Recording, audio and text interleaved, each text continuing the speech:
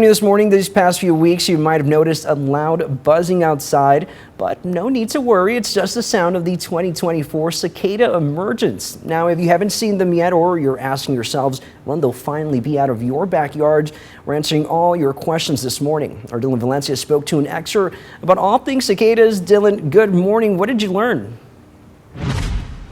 Manny, good morning. Well, I know you, Claudia, and I have been talking a lot about this the past couple of weeks. A lot of people are scared of these cicadas, but let me tell you something. They are not as scary as they look. In fact, this is a rare phenomenon. We're talking every 221 years does something like this happen where two broods emerge at the same time. Now, right now in North America, there are trillions of cicadas, which is why I sat down with those at the Burpee Museum here to learn exactly all about them and answer some of the questions you guys at home might have.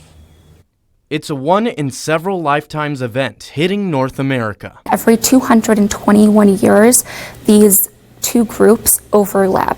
So the last time this happened was 1803, 221 years ago, when Thomas Jefferson was still president. There are two types of cicadas, the periodical cicadas that come every 13 and 17 years, recognizable by their red eyes and orange wings, plus the annuals, which come every 2 to 5 years, that are green with black eyes. So you have the annuals that are overlapping with the 13-year brood and the 17-year brood. So we are seeing a massive amount of cicadas.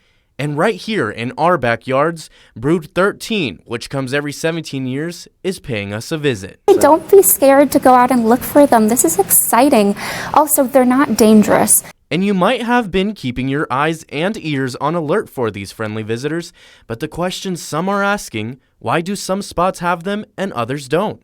Basically, if in the last 1 to 2 years you disturbed any of the land through any cultivation, landscaping, or anything like that, any farming, then it's going to make the cicadas not emerge from that area of land. So let's talk about the life cycle of a cicada.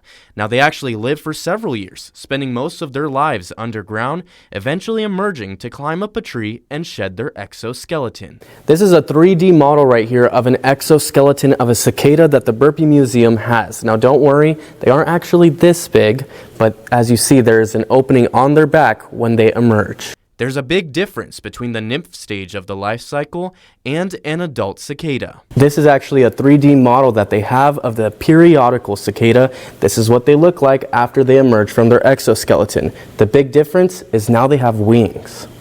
Once they emerge, they'll make that all too familiar summer sound, ready for the cycle to start again. The males use a special instrument on their abdomen called a timbal, and that's how they make their kind of clicking sound, rapid clicking sound.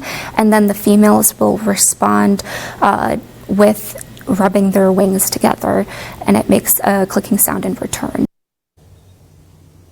Now, just remember, cicadas are generally safe for animals or your pets to even eat if you see them eat one. In fact, I was talking to them at the Burpee Museum. They were telling me that this is a great amount of protein for all the creatures outside to eat. Definitely, maybe not the type of protein I want to have in my meal, but again, they're safe. And if you haven't seen them and you want to find out where exactly you could see them, the Burpee Museum is partnering with the Winnebago County Forest Preserves. You could go to any of their forest preserves, and there are a lot of cicadas there, and there are people to help you find them as well. For now in Rockford, I'm Dylan Valencia with 13 WREX.